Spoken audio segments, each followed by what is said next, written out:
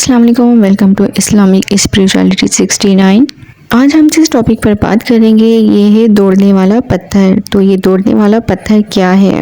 یہ ایک ہاتھ لمبا، ایک ہاتھ چوڑا چوکور پتھر تھا جو ہمیشہ حضرت موسیٰ علیہ السلام کے جھولے میں رہتا تھا۔ اس مبارک پتھر کے ذریعے حضرت موسیٰ علیہ السلام کے 2 معجزات کا ظہور ہوا جن کا تذکرہ قرآن مجید میں بھی ہوا ہے۔ اس پتھر کا بہت ہی عجیب کارنامہ جو در حقیقت حضرت موسیٰ علیہ السلام کا معجزہ تھا وہ اس پتھر کی دانشمندانہ لمبی دوڑ ہے، اور یہی معجزہ اس پتھر کے ملنے کی تاریخ ہے۔ اس کا مفصل واقعہ یہ ہے کہ بنی اسرائیل کا یہ عام دستور تھا کہ وہ بالکل ننگے بدن ہو کر جو ہے عام طور پر غسل کیا کرتے تھے، مگر حضرت موسیٰ علیہ السلام گو کہ اسی قوم کے ایک فرد تھے اور اسی ماحول میں پلے بڑے تھے، لیکن خداوند نے ان کو نبوت و رسالت کی عظمتوں سے سرفراز فرمایا تھا، لیکن آپ کی عصمت نبوت بھلا اس حیاسوز بے غیرتی کو کب گوارا کر سکتی تھی؟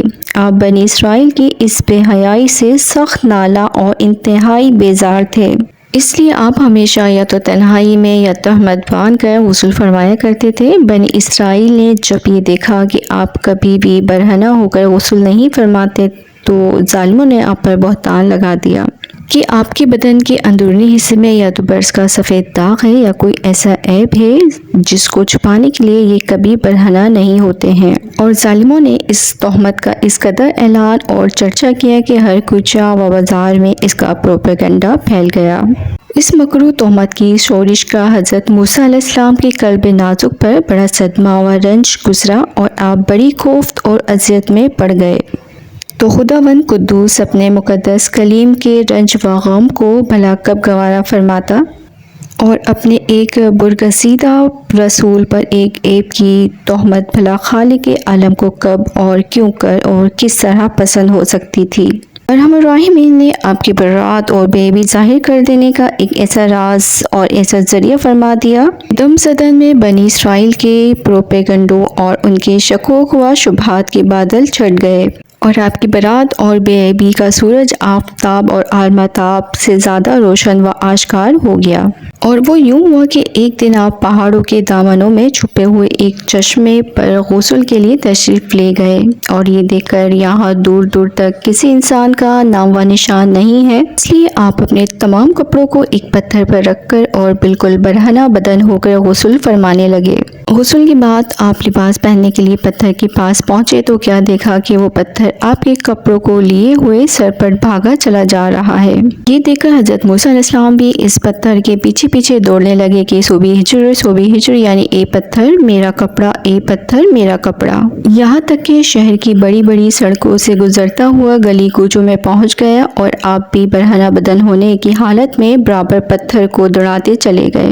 اس طرح بنی اسرائیل کے ہر چھوٹے بڑے نے اپنی آنکھوں سے دیکھ لیا۔ سر سے پاؤں تک آپ کے مقدس بدن میں کہیں بھی کوئی عیب نہیں ہے، بلکہ آپ کے جسم اقدس کا ہر حصہ حسن و جمال میں اس قدر نقطۂ کمال کو پہنچا ہوا ہے کہ عام انسانوں میں اس کی مثال تقریباً محال ہے۔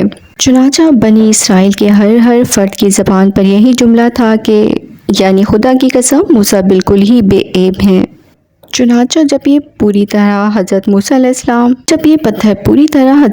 علیہ السلام کی برات کا اعلان کر چکا تو خود بخود ٹھہر گیا۔ آپ نے جلدی سے اپنا لباس پہن لیا اور اس پتھر کو اٹھا کر اپنے جھولے میں رکھ لیا۔ اللہ تعالیٰ نے اس واقعے کا ذکر قرآن مجید میں اس طرح بیان فرمایا ہے کہ اے ایمان والو ان جیسے نہ ہونا جنہوں نے موسیٰ علیہ السلام کو ستایا، تو اللہ تعالیٰ نے اسے بری فرما دیا اور اس سے جو انہوں نے کہی، اور موسیٰ علیہ السلام اللہ کے یہاں آبرو والا ہے۔ اسی پتھر کا دوسرا معجزہ جو ہے میدان طیہ میں ہوا تھا۔ میدان طیہ کیا ہے؟ میدان طیہ جب فرعون دریائے نیل میں غرق ہو گیا اور تمام بنی اسرائیل مسلمان ہو گئے، اور جب حضرت موسیٰ علیہ السلام کو اطمینان نصیب ہو گیا تو اللہ تعالیٰ کا حکم ہوا کہ آپ بنی اسرائیل کا لشکر لے کر بیت المقدس میں داخل ہو جائیں۔ اس وقت بیت المقدس پر عمالقہ کی قوم کا قبضہ تھا جو بدترین کفار تھے اور بہت طاقتور جنگجو اور نہایت ہی ظالم لوگ تھے۔ چنانچہ حضرت موسیٰ علیہ السلام 6 لاکھ بنی اسرائیل کو ہمراہ لے کر قوم عمالقہ سے جہاد کے لیے روانہ ہوئے، اور جب بنی اسرائیل بیت المقدس کے قریب پہنچے تو ایک دم بزدل ہو گئے اور کہنے لگے کہ اس شہر میں جبارین عمالقہ ہیں جو بہت ہی زور آور اور زبردست ہیں، لہٰذا جب تک یہ لوگ شہر میں رہیں گے ہم ہرگز شہر میں داخل نہیں ہوں گے۔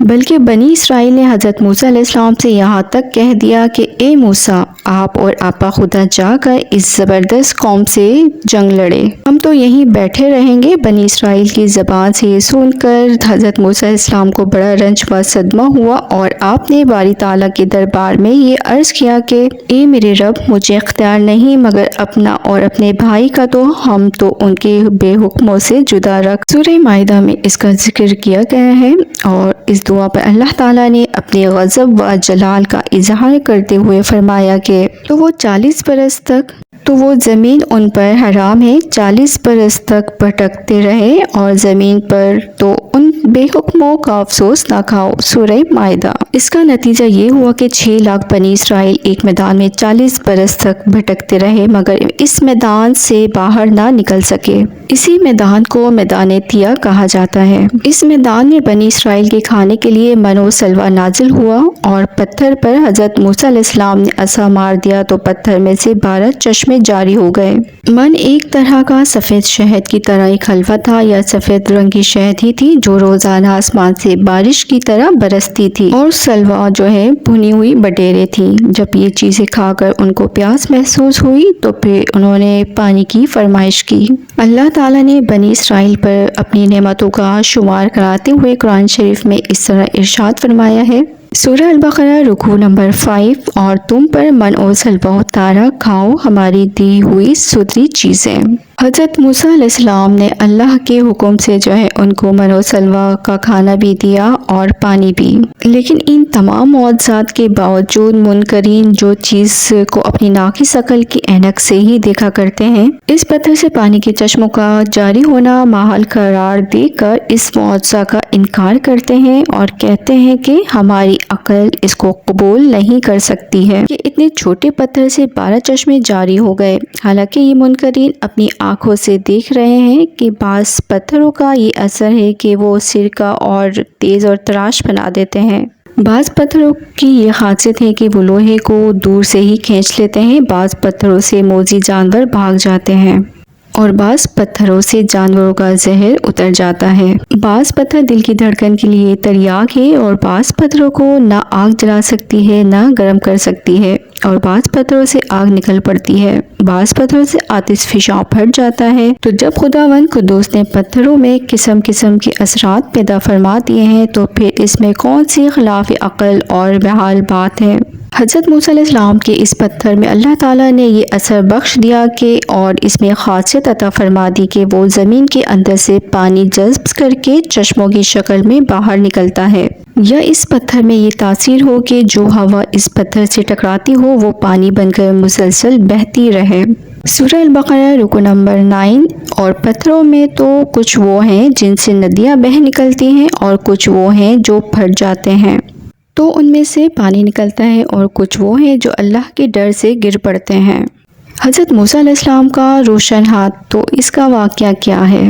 حضرت موسیٰ علیہ السلام کو جب اللہ تعالیٰ نے فرعون کی ہدایت کے لیے اس کے دربار میں بھیجا تو 2 معجزات آپ کو عطا فرما کر بھیجا، ایک عصا اور دوسرا ید بیضا، روشن ہاتھ۔ حضرت موسیٰ علیہ السلام اپنے گریبان میں ہاتھ ڈال کر باہر نکالتے تھے تو ایک دم آپ کا ہاتھ روشن ہو کر چمکنے لگتا تھا، پھر جب آپ اپنا ہاتھ گریبان میں ڈال دیتے تو وہ اپنی اصلی حالت پر ہو جایا کرتا تھا۔ سورہ طٰہٰ رکوع نمبر 1۔ اور اپنا ہاتھ اپنے بازو سے ملا خوب سفید نکلے گا بے کسی مرض کے، اور نشانی ہے تجھے اپنی بڑی بڑی نشانیاں دکھائیں۔ اسی معجزہ کا نام ید بیضا ہے جو ایک عجیب اور عظیم معجزہ ہے۔ حضرت ابن عباس رضی اللہ تعالیٰ عنہ فرماتے ہیں کہ حضرت موسیٰ علیہ السلام کے دست مبارک سے رات اور دن میں آفتاب کی طرح نور نکلتا تھا۔ محمد صلی اللہ علیہ وآلہ وسلم نے ارشاد فرمایا کہ بنی اسرائیل نہ ہوتے تو نہ کھانا خراب ہوتا اور نہ گوشت سڑتا۔ کھانے کا خراب ہونا اور گوشت کا سڑنا اسی تاریخ سے شروع ہوا، ورنہ اس سے پہلے نہ کھانا بگڑتا تھا اور نہ گوشت سڑتا تھا۔